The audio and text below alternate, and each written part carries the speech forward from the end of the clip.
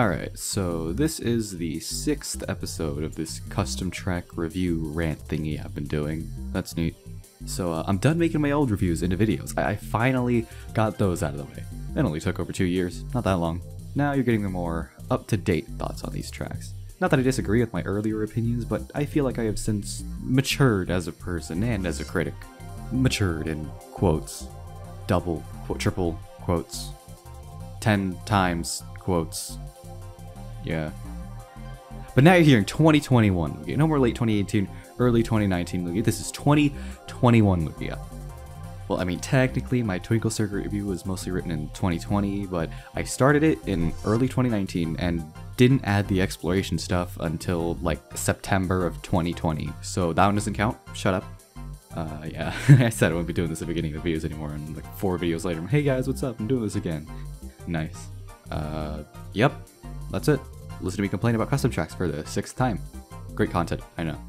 So I've been playing custom tracks for quite a while now, lurking around the community, wasting 2 years worth of time writing these reviews and not actually making videos of them, seeing CDGP update after CDGP update taking out all the low-hanging fruit that I could have talked about before had I just made the videos when I wrote them. I'm gonna beat myself up about that for a long time. Obviously, TWD's RTCT series was a big inspiration for me, so I decided to copy it and take out anything that made the series watchable or enjoyable. And I also just like to check up on the list of custom tracks on the custom Mario Kart wiki thing. So I think it's safe to say that I've seen my fair share of custom tracks, and I think I've seen enough to say that one of the more, let's say, controversial tracks in the entire CDGP catalog would be the one, the only, King Labyrinth. Oh yeah, we're going there today. So what is King Labyrinth? Well, it's a King Labyrinth. You could tell by the name what it's going to be. I know you're not stupid. I'm a little unsure of what the King part is supposed to mean. Does it mean it's really big? Because big this track is, it is quite a long one, but we'll get to that later. Maybe it's just something they came up with to make the track sound more cool, I don't know. So we have King and then Labyrinth. It's a maze. Maze, labyrinth, same difference. Point is, there are a bunch of different routes connected to one another, but some of them are blocked off and only open on laps 2 or 3 depending on which numbers on the gates blocking them. Then, once those gates open, you gain access to that route, causing every lap to be different depending on where you turn. You get the gist.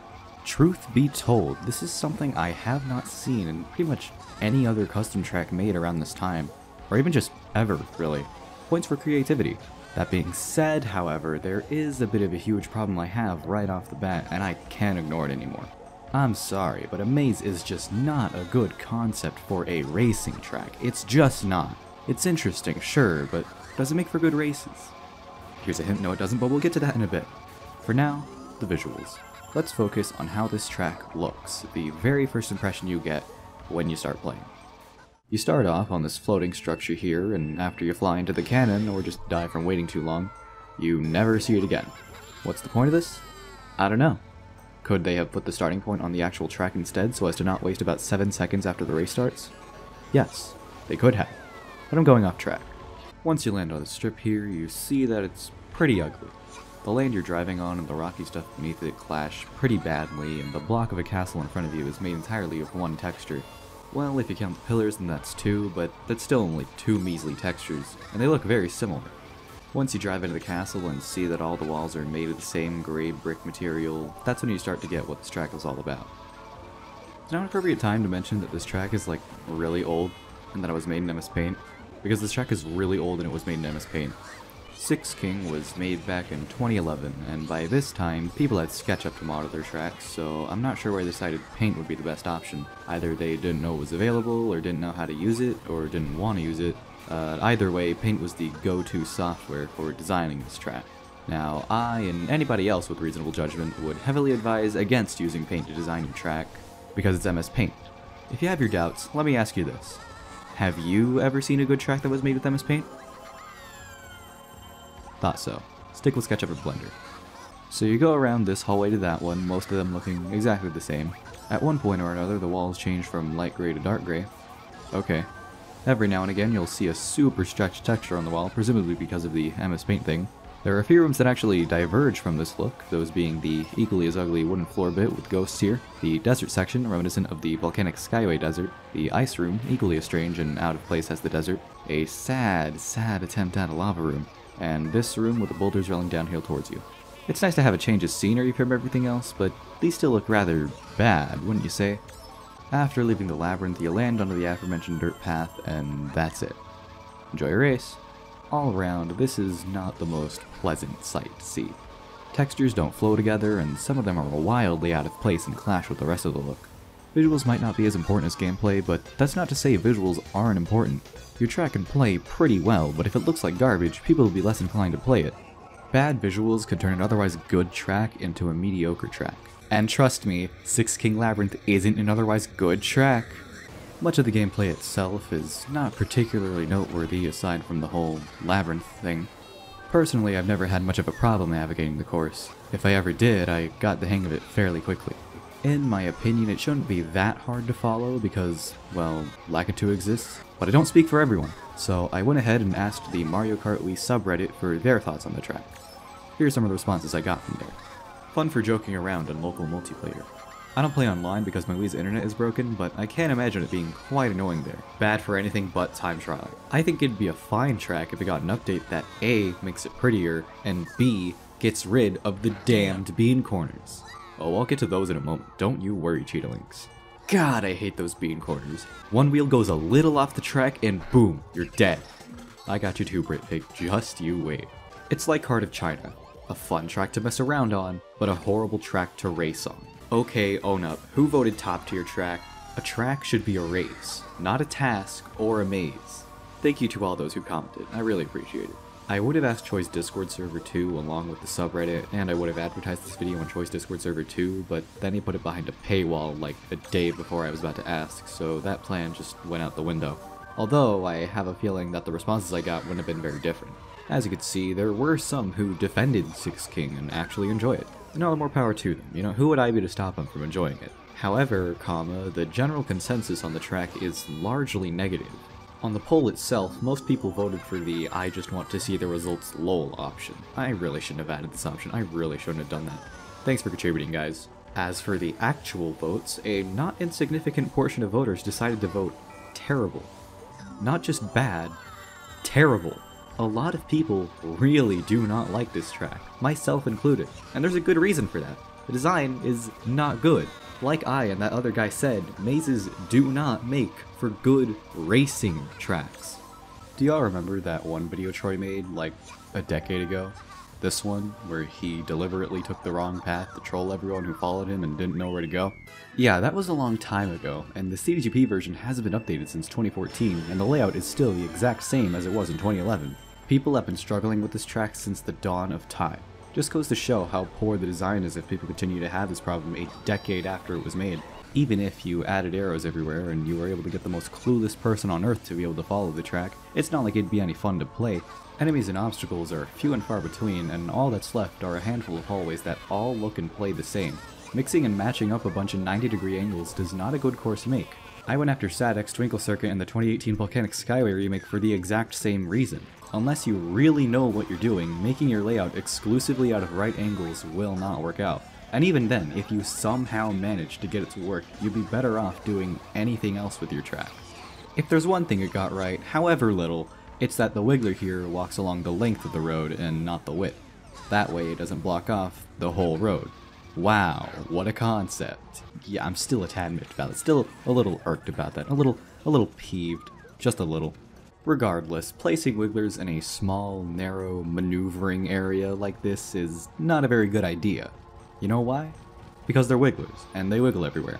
They take up a pretty significant size of the road space, so it's not exactly ideal to be sharing it with them in a confined area like this. Another thing I'd like to point out is this straightaway with the leaf piles from Maple Treeway.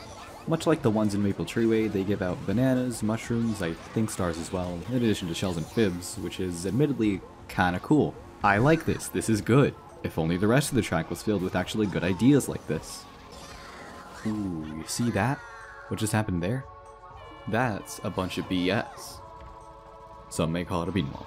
A bean wall, in case you don't know, refers to a track's collision, where in the collision model, which I am illustrating for you with this beautiful MS Paint drawing, if there is only the main road and steep, often perpendicular structures holding that road from underneath, the collisions for the sides of the road are not lowered, meaning every time you collide with them, the game thinks you're hitting a wall, rendering you immobile, and will bounce you around until you land back on the road, or die. Usually the latter happens. Honestly, I've yet to see a bean wall bounce a player back on the road that they only killed. They have a lust for blood. Forget I said anything. These are most apparent in very old tracks made using MS Paint, like this one, or the Forbidden one. These are notorious for unfairly knocking players off the track for so much as slightly grazing the edge of the road. These suckers will pounce on anything if they get too close, like a swarm of hornets defending their nest. Note how I barely even touched that corner there. Because of the texture used for the road, I could hardly notice the indent in the road. I was going too fast and I couldn't tell the difference between what was road and what was wall, causing me to hit the corner and die. Had this been built like any other track, I would have gone over just fine, but the bean walls just have to be there apparently. This kind of thing, gameplay issues like this, are what turn a mediocre track into a bad track. We have long since outgrown bean corners and are perfectly capable of removing them in tracks that have them, so I don't see why we should continue to have them in old tracks like this.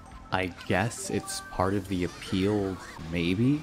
I don't see what's so appealing about it, but okay, whatever. Silly me, this is King Labyrinth we're talking about. It's a classic. Changing it too much would be sacrilegious. It's the nostalgia factor that you gotta look at too. Yeah, okay, whatever. I don't like the bean walls. I do not enjoy the bean walls. Me no likey the beans. Get rid of them, please. Specifically because I said so. My personal opinions should be catered to. So we have these bean walls, these bean corners, named after Mr. Bean, of course. But why don't we have anything named after Chatters? I feel like Chatters doesn't get enough credit. It's Mr. Bean that people point to. It's Mr. Bean that's always taken the glory. Chatters deserves some recognition too. It's called CGP Revolution, made by Mr. Bean and Chatters. It's time we honor him as well. Now, what can we name here after Chatters? How about this? Maybe we could call this the Chad Wiggler. It has no face, and it's called Chad. Maybe we could not do that. So that's basically all the major stuff when it comes to SKL, but if you'll allow me, I'm going to go ahead and point out some of the more specific issues I have that aren't a part of the main course. Look at this cannon cut here. On lap 3, this gate opens up, allowing you to go over here and take this cannon, more or less skipping this entire room. It might not seem like much, but remember, it normally takes about 16 seconds to get from the point where you go into the Wiggler room to the point where it drops you off. This cannon cuts that time in half. And 8 seconds off a lap in Mario Kart is huge.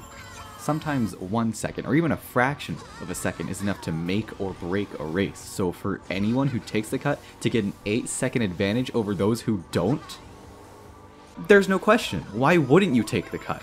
Well, it's not really 8 seconds, it's closer to 4, but 4 seconds is still 4 seconds. Craziness. There's another cut over here at the bottom left corner of the map. If you successfully hop off the road at this turn and land in the hole, you're able to take the long cannon cut. Doing this essentially cuts off half the track. Wow, half the freaking track. No kidding. Thing is, it's a bit long for what it's trying to do and saves about as much time as the other cannon cut. It's just riskier. At least those are the results that I got when I was testing it out. I could be entirely wrong, let me know. About those stretched walls I mentioned earlier, you can actually go through them. There's nothing else over here except an ordinary item box though, so what's the point of this? Is this where the Wiggler spawns or something? I don't get it. Also, is it just me, or does it lag a little when you play it offline? Does this mean that it lags in a full room online? Is it just frame skipping? Am I an idiot? Strange. The enemy routes here are so poor.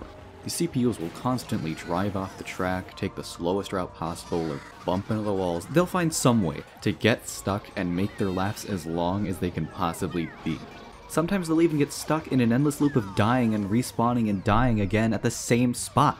Ordinarily, this would make racing against CPUs even more pointless, as it'd be a guaranteed win no matter how sucky the player is, but there's this one little thing about Six King that doesn't quite let that happen. There's one thing I haven't mentioned about the track yet, one giant elephant in the room that I have yet to bring up purely because of how strongly I feel about it. And you've been looking at it this whole time. I've talked about it before, and I'm hoping I wanted to talk about it again since there aren't very many tracks that have this issue. I'm pretty sure Six King is the only one left in CGP with this issue, but oh man, is this issue a big one. AI param. I cannot stand AI param. I mentioned it for a brief moment in my loops review, and it's not as bad here as the loops. It was definitely worse than the loops, but that's not to say it isn't bad here, or any other track with AI param. I have played every track that has AI param that I was able to, and not one of them, not a single one, even came close to being good. They weren't even close to being okay. They were bad at best. In every instance, the racing experience would be 100 times better without AI param, 1,000 times better. It's a cheap way of adding challenge to a track without actually adding any challenge and designing an actually good track. Let me tell you, AI param is an instant track killer. Any track with AI param is doomed from the start to be bad. Doesn't even get a chance, it's just set up for failure. The rest of the track could be incredible, some of the best work the CT community has ever seen, but the AI param will hold it back from being as good as it could possibly ever hope to be. AI param will always worsen the quality of a track. There is no reason to add AI param to any track whatsoever. Any creator nowadays who's even slightly competent wouldn't touch AI param with a 10-foot pole. If you ever think of adding AI param to your track to make it harder, there are probably tons of alternative things you can do to make it harder without adding AI param. Make that road a little thinner, make that gap a little wider, add another enemy or two. When I see tracks with AI param, it says to me the creators didn't want to put any more effort into their creation. They'd rather take the easy way out by adding AI param than make any changes to the model or enemies. It says to me that they were being lazy and uncreative, the exact opposite of what a creator should be.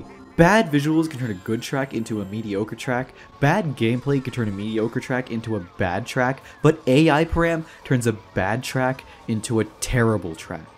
Never, ever use AI param. Ever! And it's not even because AI param makes it 10 million times harder to play. It's really not that difficult. It's really not. As you can see, I've been in or near first place a lot of the time despite the AI param.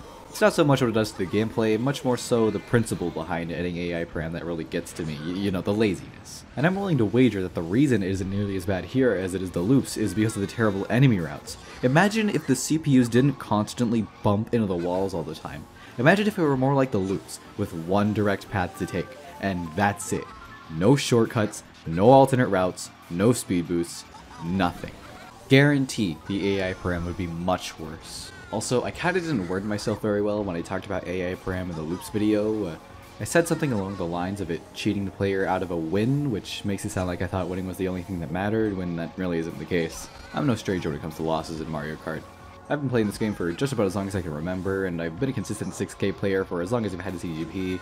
Been a consistent 6K player since WFC even, and yet I still think it's a really fun game to play, so winning really isn't that important to me. I really meant to say something more like a fair race, you know? Adding something like AI param specifically to make the player feel like the track is rooting against them just sucks the fun out of it. It was okay for the tournaments it was in because it's a tournament and that was the entire point, but for regular tracks it's a huge no-no. You want the CPUs to be a little extra tough? Have them take tighter lines. Although I guess they made the lines a little too tight for them because they keep getting stuck on doorways and all. I suppose the bad enemy routes were put in place to counteract the unfairness of the AI param, but let's not get too far ahead of ourselves, we have no way of knowing. I can only hope it wasn't so, because if it was so, they'd be counteracting garbage with more garbage, like putting water in a grease fire. It only made the track worse. What do you think would happen? If it wasn't so, then that would mean Mr. Bean and Chatters didn't bother to create proper enemy routes and threw this together haphazardly, which would make them bad track creators. And that just can't be true. I'm done talking about this track. So overall, I'd have to give King Labyrinth a 6 out of 10.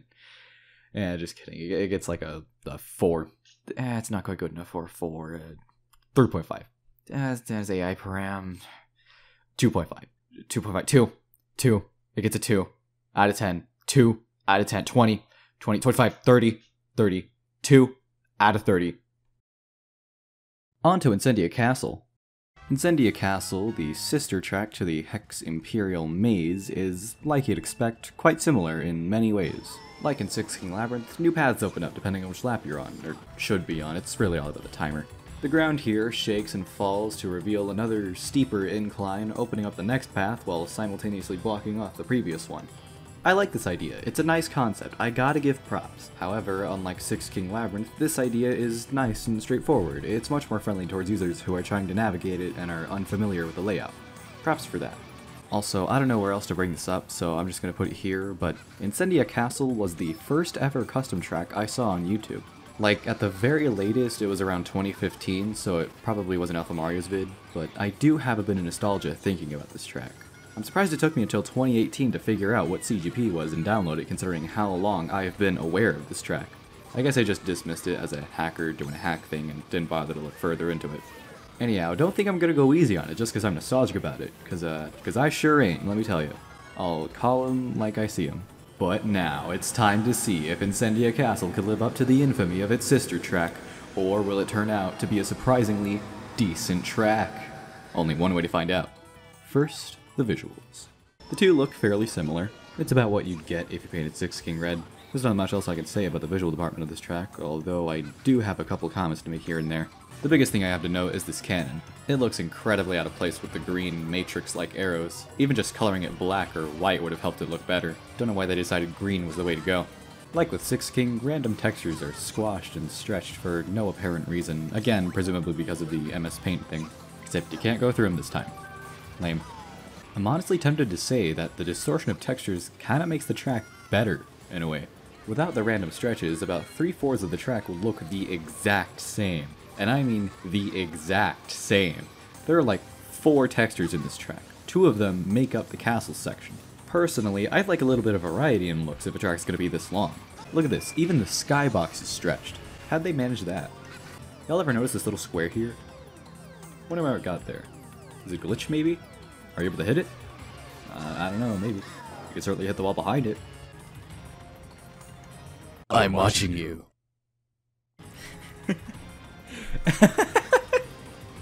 Oh my god. Gameplay.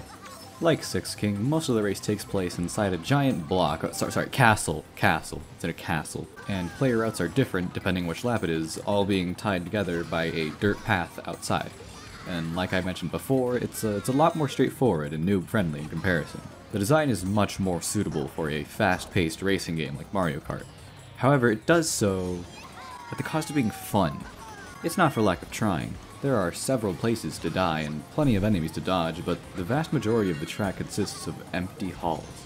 Except unlike in 6 King, you don't have the choice to turn into a different hallway to change things up. You're stuck on the route you go on, and you're gonna stay stuck until the race is over. There aren't any overly long straightaways here, but much of the track is plain 90-degree turns. It's not like you can't make a solid track with only the road, but you might want to do a little more than this if your track is gonna be this long. So the main route is painfully linear, but wait, it gets better. You don't have many opportunities to catch up if you fall behind. The only shortcut I know of is this one, where you can skip part of the dirt path, and even then it goes away after the first lap, so it's pretty much useless. Aside from that, I'm drawing a blank. Another thing I want to bring up is this part here with like 5 ramps leading into one hallway. Oh, I'm sorry, did I just say 5 ramps? My mistake, it's just one. The middle path where you land is the only one that leads to the next part. All 4 of the others will fly you into a wall and cause you to die. I don't think I need to explain why that's bad design, but you won't have to worry about these. Think about it. When was the last time you saw anyone ever take these? Even if they did bring you to the next segment, the middle route would still be faster because you'd spend less time in the air. I don't even think it's possible to reach the far left one. To say this part is questionable is an understatement. To say any of this is questionable, really, is an understatement. You know, I feel like I should react a lot more strongly to Incendia Castle than I actually do, but I don't because it's massively underwhelming compared to the absolute disaster that 6 King is. Think about it. Compare how long I've gone on and on about 6 King in this video to the amount of time I've been talking about this. It's nowhere near as infamous, but just as unremarkable.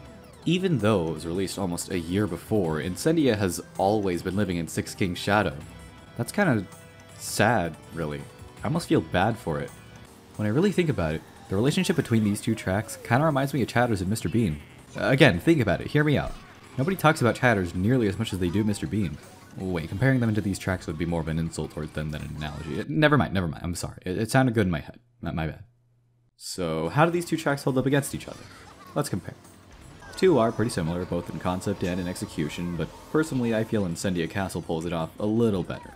Just a little. For one thing, it doesn't have bean walls or AI param, so that automatically makes it better in my book. Just make your track normally. Another thing, unlike in 6 King, it's pretty hard to get lost in Incendia Castle, seeing as it only has one direct route per lap. Yeah, I'd say getting lost in here would be a bit difficult. I guess it's interesting to see how in Incendia Castle the laps get longer as the race goes on, whereas in 6 King Labyrinth laps get shorter as different routes open up. That's a thing. Other than that, there really aren't very many big differences. One's red, one's blue. Overall, I'd give Incendia Castle a 3.5 out of 10. Had 6 King Labyrinth gotten rid of the AI param and the bean walls, the scores would probably be a lot closer than they are, maybe even the same. But it didn't, and now it's at a 2. Oh well. Incendia Castle, 3.5 out of 10. To compare these with other tracks, I'd put 6 King Labyrinth in between Alpine Mountain and the Loops, and Incendia Castle above Volcanic Skyway. You know, it's been 6 episodes so far, and I have yet to give a positive review. I've yet to give a track even a 5 out of 10. I'm noticing a trend here. Regardless of all that, I might have just spent this whole video complaining about Mr. Bean and Chatters and how they aren't good at making custom tracks and how their work is bad and they should feel bad, but I don't hate them. I really don't. Quite the opposite, in fact. They've done a lot for the community, and I love them for that. They're awesome people. To be honest, they're the reason I'm even able to make these videos in the first place. Their tracks might be total garbage, but they are the reason that I'm even able to play these custom tracks and complain about them. If it weren't for them, I don't know what I'd be doing right now. Would I even be playing Mario Kart anymore? I don't know. But as it stands right now, I'm still playing. And for that, I'll always respect them. They're cool. And you're cool, too. Just kidding, I hate you, you suck, you absolute loser, you worthless waste of space. I bet you came here from Reddit. Ew, I wish you were never born. Get out of here. Yeah, that's it. Go away.